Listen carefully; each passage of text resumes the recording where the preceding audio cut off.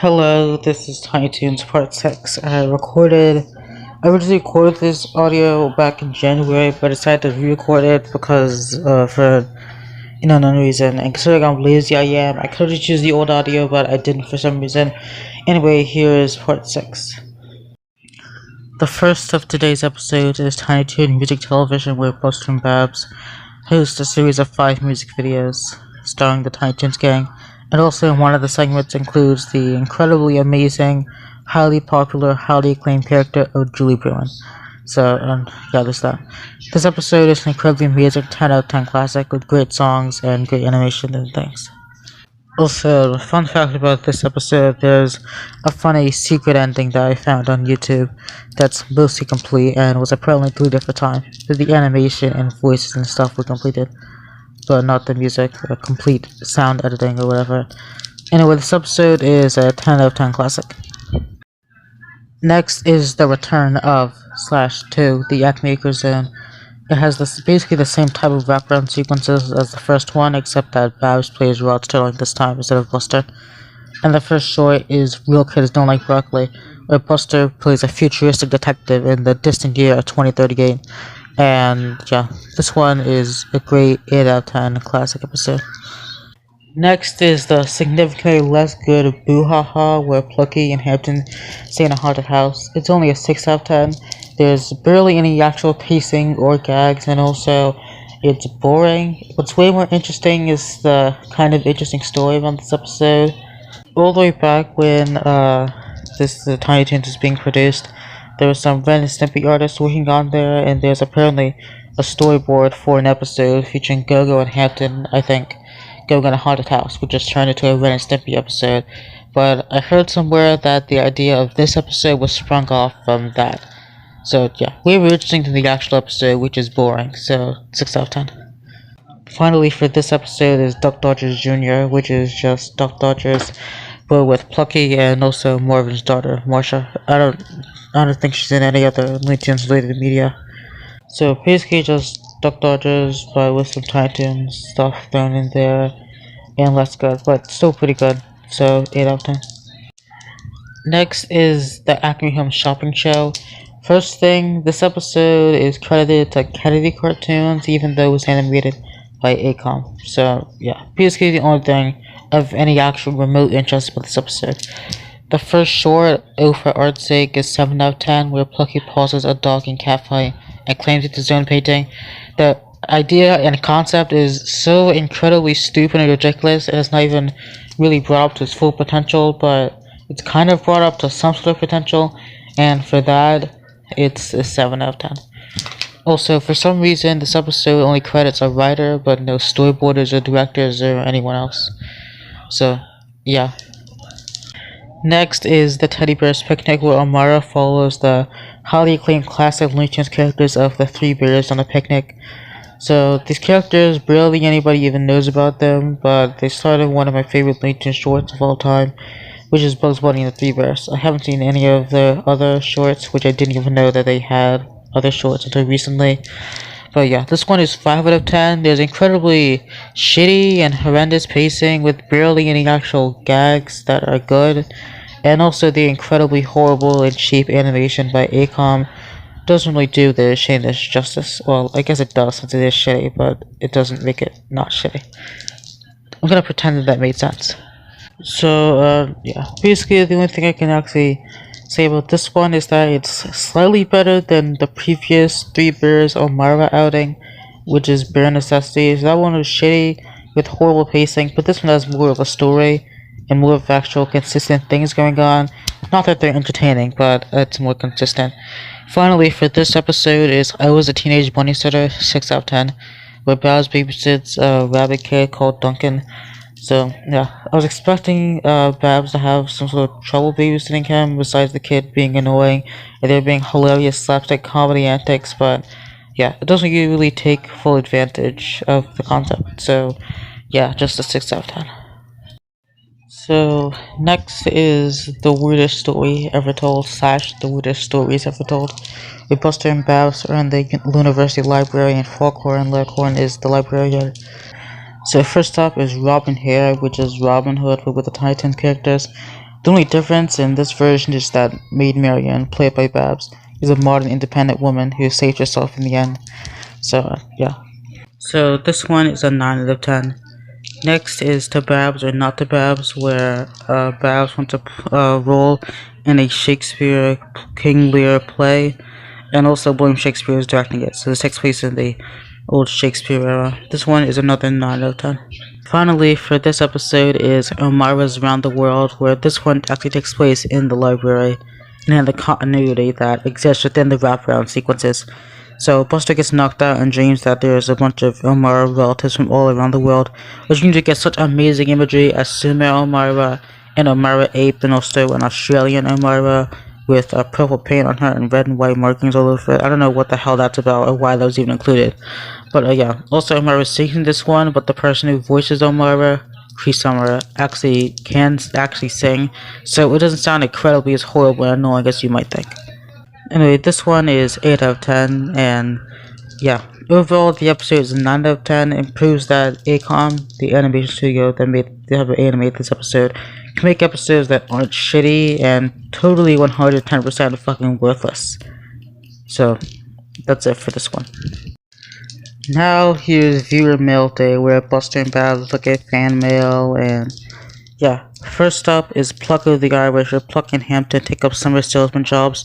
They somehow end up in Ireland. There's leprechauns there, and there's horrifying banshee antics, and this one is a 7 out of 10. The only thing actually really interesting about this one is that for some reason there's a scene in the end where Pluck and Hampton are in their night clothes standing outside, but then they randomly have their normal clothes. Randomly, there's no actual transition or gag or joke or anything. It just appears. So, yeah, I'm going to assume that was a storyboarding mistake or something, and no one caught it somehow. Next is, that previous one was a 7 out of 10 if I didn't already say it, but it's probably going to be up on screen. So yeah, next, out of order, Elmira thinks that Fifi is a cat for some reason and tries to chase her down, but it's only for like the last minute. The rest of it is just boring, stupid antics with poorly paced gags, but yeah, this one is decent. 6 out of 10. And finally, for the greatest one of all, Buttering Off the Bufffield, which is so incredibly amazing of a premise. You're not going to be able to be prepared for the incredible, amazing comedy of a premise that this episode provides. But basically, Plucky is a waiter working at a fancy restaurant for some reason. Then Plucky has the amazing job of serving the Buffields, and they call that because they have big butts, which is the incredibly amazing highest of comedy. But, yeah. This one is a 6 out of 10, not because that it relies on the highest comedy of humor, which is butts, but it doesn't really rely on that, so yeah, it's kind of underwhelming. So anyway, that's it. Overall episode, 6 out of 10. Next is Son of the Wacko World of Sports, where Babs hosts the Wacko World of Sports again. So yeah, the first one, Buster at the Bat, is a parody of Casey at the Bat, but the main character wins in the end. So, yeah, this one is an 8 out of 10. One interesting thing to note is that I mentioned it in the Acme Bowl review from part 3, well, part 4, or whichever one episode 40 was in. I'm pretty sure that's part 4. But whichever part the Acme Bowl is in, I mentioned that Roderick Rat has 2 different designs, and even though that one was, the Acme Bowl was the first episode produced that had the Reflector Prep characters in it, so, yeah, but even though Son of Wacko World of Sports produces episode 56 after they made a bunch of other appearances, he has his first design this episode, so, yeah. Also, I'm pretty sure there's the last episode produced where any of the Reflective Prep characters appear, so, I guess, people who made the episode thought that this one was a superior one, as I do. Anyway, this episode is 8 out of 10. Next is Buster's new bike, where, a crooked dealer called Bicycle Bob, played by Pat Buttram for some reason, sells Buster a bike, but it breaks instantly and then he eats live scorpions on air, and that's basically the end. This one is a 7 out of 10. I think that they could have made more use of hilarious bicycle-induced slapstick comedy antics, as well as everyone beating up Bicycle Bob in the end because he had scared people in the past, which I think was a huge missed opportunity, but this episode executes the concept decently. And finally is Acme Acres Summer Olympics, where Acme Acres and Acme University and the Proactive Prep compete in a bunch of sports challenges and stuff for the Olympics. This one, like the last one, doesn't really live up to the full length potential that it had, but still executes it decently. They've got a 7 out of 10. The other thing really notable about this one is that I think that this is the only time in the whole series where Speedy Gonzales appears and has actual lines and stuff, or does anything of note. So, yeah, that's interesting. The episode overall is a 7 out of 10, with basically everything being executed decently. And that's it. Also, something really interesting and funny about the Son of the Wacko World of Sports. For some reason, on the Tiny Toons Season 1 Volume 2 DVD, the wraparounds and title cards aren't there for literally the least amount of reason possible, so, yeah. Next is Pollution Solution, which has Babs playing Tinker Bunny and cleaning up backmakers. So from the title you can probably guess it's going to try to teach sort of a lesson about pollution, but unlike the previous incredibly horrible time to try to teach a lesson and failed incredibly horribly, which is the shitty Whale's Tales, but this one is actually a halfway decent. So yeah, the first short, no deposit, no return of the trash bag dispenser, where Plucky tries to do some sort of other alter ego to teach Elmira how to recycle and stuff. This one is 7 out of 10, and yeah, it executes the plotline or whatever decently. Second is Jungle Bungle, where Buster and Babs go up against the incredibly amazing and cleverly named villain of Ronald Grump to try to save rainforests and penguins and stuff. This one is an 8 out of 10. It executes it slightly more decently than the last one, and also there's some good lines and jokes from Ronald Grump. Also, fun fact, Ronald Grump is played by Roger Bumpus, who voices Squidward on SpongeBob, so that's incredibly amazing and great. Finally is Waist Deep in Waggyland, where Monte tricks people into thinking that he isn't polluting, but he's polluting more than ever in Waggyland, where he thinks no one's gonna find out. Just some go-go Waggyland antics, and also funny Frank Welker, Go-Go Dodo, Bill Cosby impression sequences, so that's good. This one also executes the idea decently, so it's a 7 out of 10. The whole entire episode is 7 out of 10, so yeah. Next up is You Asked For It Again, which is different from You Asked For It Part 2. Also, I have no idea why they didn't just call it You Asked For It Part 3, but whatever. Buster and Babs pick a name out of a name-picking thing to see who stars in the shorts, and that's it. The first one, Buster's Guide to Goofing Off, is an incredibly amazing 10 out of 10 classic where Buster procrastinates on the science project to the last minute, and then the one that he actually does turn into the Acme School or whatever it's called, I forgot. Well, anyways, when he turns it into the science fair, it ends up ruining everyone else's projects, and everyone gets pissed and beats him up in the end. Great stuff. But I guess they wasted all the goodness on the first short, because the next short is a 7 out of 10, Elmira at the Mall, where Elmira has adventures at the mall and also features the incredibly amazing, not annoying at all character of On with the Pitbull guarding. So yeah. Also, Random Burke was randomly introduced in the end for no reason, and yeah. This one is a 7 out of 10. It executes it decently, but not really making any attempt to be anything besides decent.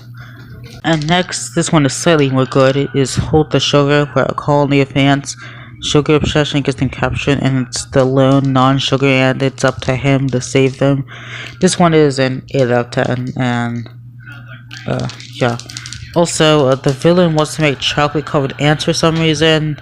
Way more interesting is that he's basically Elmer, is called Elmer on the credits, and has the same voice as one of the voice actors who voiced Elmer in the series, and it's literally the same exact voice, but it's not actually Elmer. I don't know why they would even make a different design but then just use the same voice and call him Elmer in the credits, unless it's supposed to be Elmer's dad or something, which would be a stupid idea. I don't even know why I even said that. But there's basically just no actual reason why they didn't just use him. They're just going to use the same exact voice. So the episode overall, 8 out of 10. So this one is Brave Tales of Real Rabbits, where Buster and Babs do their own version of Masterpiece Theater called Master Hair Theater. They also do funny British accents. So the first short is a Sherlock Holmes parody called And All That Rot, get it, cause British. And yeah, basically just a Sherlock Holmes story with Buster as Sherlock and Babs Watson, with Buster as Sherlock being stupid, and also Monty ends up being the villain in the end and stuff, and it's great. 9 out of 10. Next is Day for Night, where another one where they do funny British accents, where in the old Night era, Buster has to save Babs from a dragon who is a parody of someone that I don't know who it is. But anyway, like in the last short, he ends up being incompetent and then he gets turned to a chicken in the end by Shirley. So, yeah. The cherry also, this episode is a 9 out of 10, and the episode overall, the two shorts added and divided and multiplied and average and stuff, is 9 out of 10, and the kind of sort of cherry on top is that Freelance, even though they usually don't have the best animation, but at least they do have a good expression across, even though most of the times it's not really conveyed in the best way, but it still looks decent, and also better than ACOM in the early days, or the shittiest of the Kennedy Cartoons episodes. So, yeah. Speaking of, it's time to move on to the last of our episodes for today. So next is, oh boy, a great episode starring the incredibly amazing, not annoying at all character of Sweetie Bird. How sweetie it is. How shitty it is. Anyways, during a kind of recreation or reference or whatever to the previous episode's second segment, Sweetie complains about not getting a Star Rules. Maybe because that she's annoying and has no potential, but whatever. The first segment for today is Egged on Eagle, where Sweetie gets mistaken for an eagle, and yeah, then the bold eagle tries to teach her the all-American ways. This one is executed decently and 7 out of 10. And then the second short in the episode, Let's Do Lunch, features Furball and taking it for Elmira, and then Elmira orders Furball to not eat Sweetie. Then Sweetie wants Furball to eat her just to be a bitch. So yeah, then Furball ends up getting kicked out. So yeah, but then Sweetie ends up eating the worm, so she also gets kicked out. And yeah, then Furball ends up eating Sweetie in the end. So at least he kind of gets a good ending without something random happening in the end. Two things to note about this episode is that this episode features a scene with Tweety, and Jeff Bergman plays Tweety in this episode, and his early Tweety is just so goddamn annoying. It just sounds so bad. Another thing to note is that in two scenes, Furball's stomach has a face, and it's horrifying and gross. So yeah.